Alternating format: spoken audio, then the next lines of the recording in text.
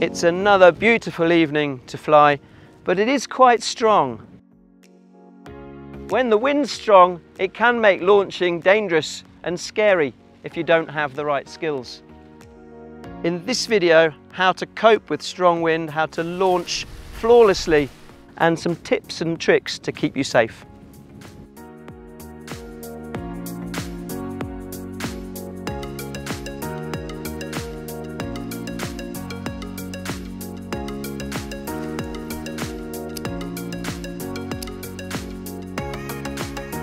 Before we start, it's good to know how to bundle up the wing on a windy day. If we mushroom our wing in the standard way, it can inflate around us and become difficult to control.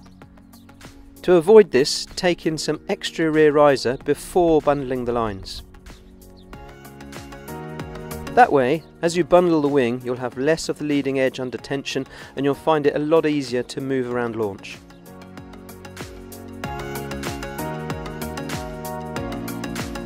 If it's windy, it's important that we get hold of our brakes as soon as we've clipped into the harness. This is particularly important on a strong day where the wind could inflate our glider. Some pilots almost always have to untangle their brakes from their risers after launching. That's either because they didn't take enough care when getting ready, or they don't have a foolproof method. Here's how to take hold of your brakes correctly every time. We start at the hang point so we don't miss any hidden twists or riser rotations. Once the carabiner is correctly orientated, we need to check that there are no twists on the riser itself. I usually run my hand down the riser to check before taking hold of the brake. I then pull the brake out to the side. If it's correct, you'll have a clean triangle of air with the brakes running freely. It's important to check both sides properly. Now we're getting ready to set up for launch. Tangled lines when it's windy can be very annoying. To avoid tangled lines, rather than just dropping them, carefully feed them out loop after loop as you walk away from the wing. With the standard reverse launch, we need to build a wall.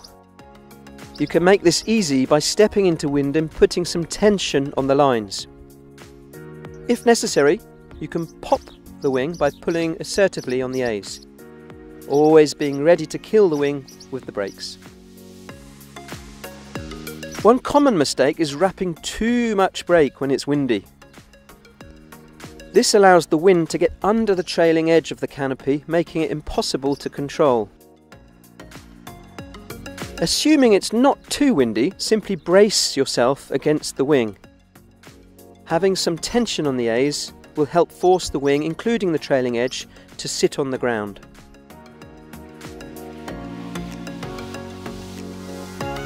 If the wind picks up, we can use the rear risers to kill the wing. Simply reach high up along the rear risers and then pull them hard behind you for ultimate control. This has the effect of killing most of the canopy. Sometimes the B risers can also work, but it's important not to be half-hearted. Reach up high and pull far behind you. The wing might flap around, but importantly, it can no longer inflate.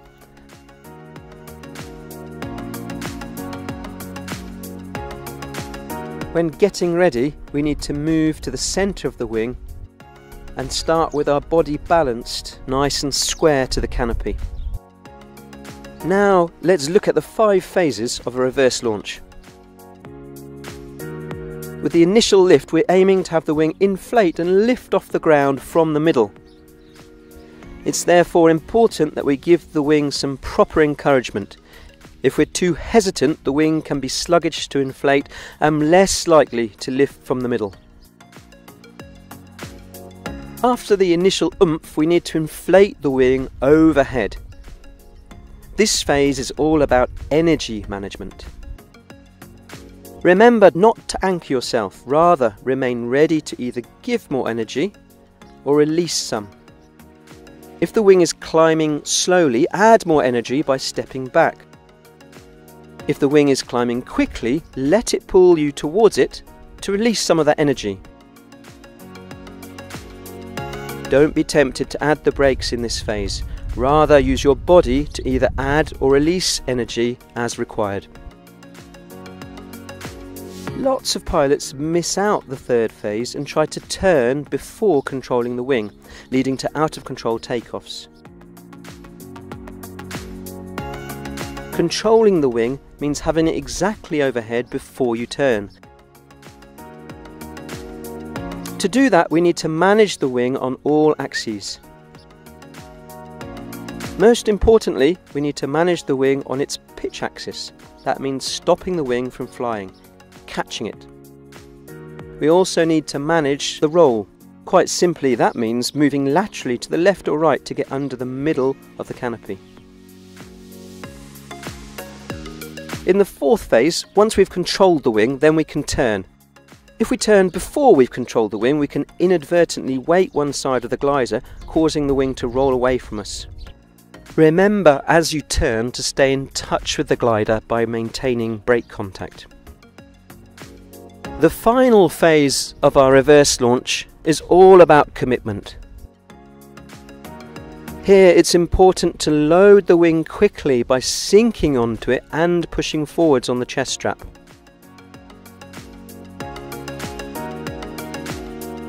Even on the ground, your body and harness position will affect the wing.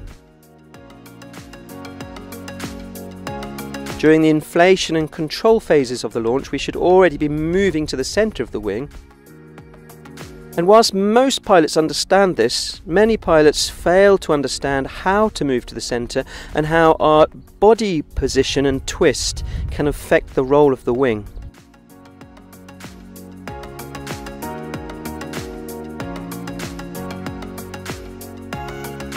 When it's windy, inflating a huge piece of cloth can be very challenging.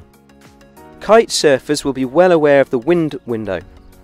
The power zone is where the wing acts like a spinnaker sail, pulling hard on the pilot during the inflation. Here are some alternative techniques and ideas to help you cheat the power zone.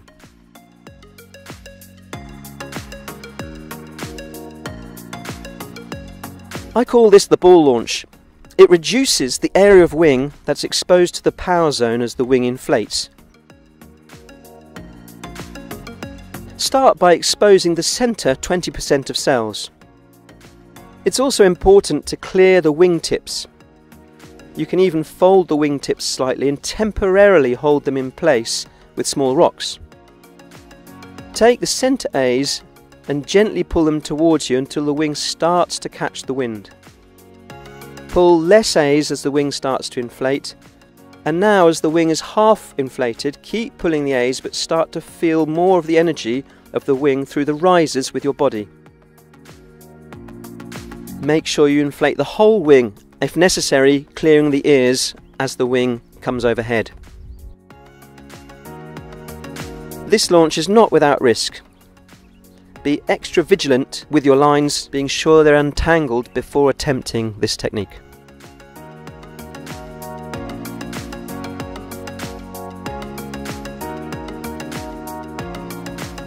Launching from a flat place in strong wind can get you unceremoniously hoisted and dumped. Rather than a flat area too far back, go forwards to use the slope. A steep slope will help release energy from the glider as it inflates. You can release energy by not only moving towards the wing but also up the slope.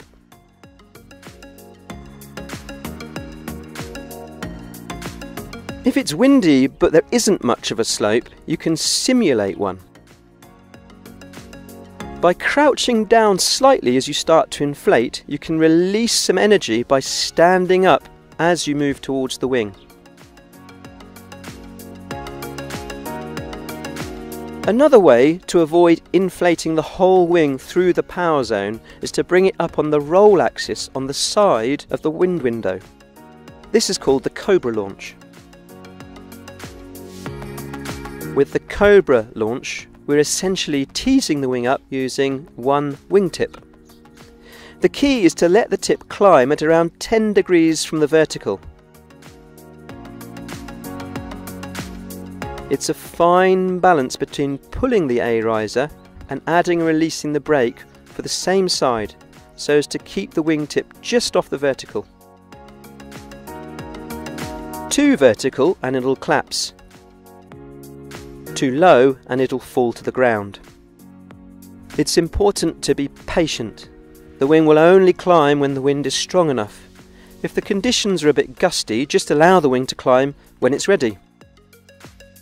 Once the wing has climbed all the way up, then we can get in touch with the last brake as the wing climbs overhead.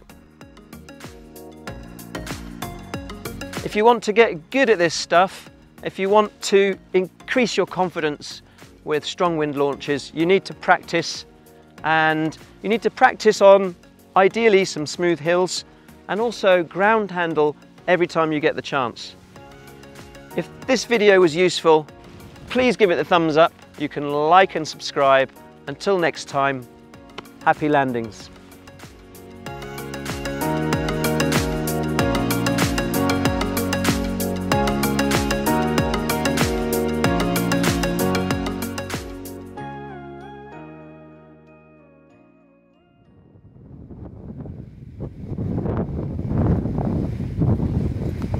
Here we are on a windy hill. Here we are on the hill. Something happening in the background, isn't it? Bing! This is an outtake. You've got to have this as an outtake. Take 10.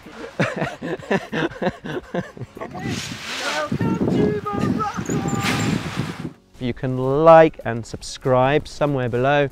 Okay.